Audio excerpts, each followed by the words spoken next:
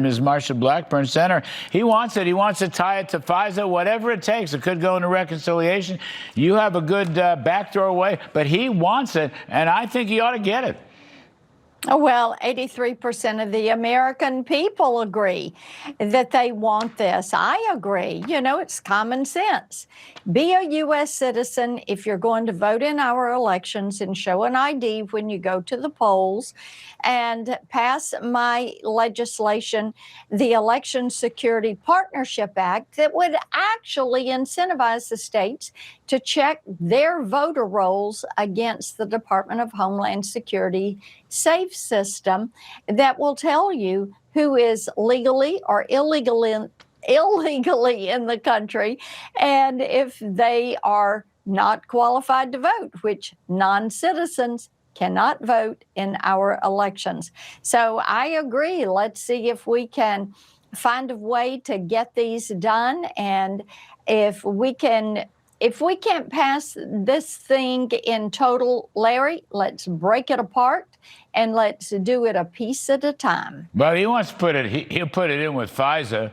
I call it the spying bill. That's one way to do it. You could put it into a large reconciliation bill, maybe sprinkle some tax relief in. But, you know, if the war continues to go as well as it's going with this memo of understanding and so forth, you're going to have lower gasoline prices.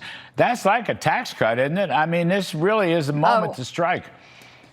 Yes, indeed. It is like a tax cut, and we're all looking forward to seeing the language and the details in the MOU. But the president has been very explicit in his comments. He wants all of the enriched uranium out of Iran, give it to the IAEA, let them tend to this, and then make certain that the strait is open, make certain that they cannot return to their ballistic missile program, and don't give them any money. Yes. And this is what President Donald Trump has said he's going to do. He is determined to end a 47-year war. And thank goodness we have Donald J. Trump in the White House, and he is pushing to get this done and to make certain that Iran is not going to be funding terrorism.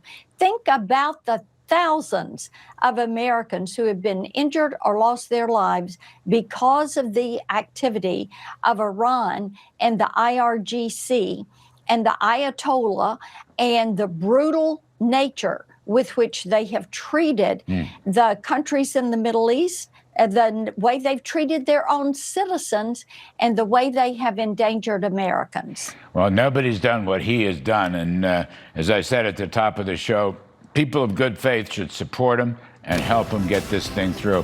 Thank you, Senator Marsha Blackburn. As always.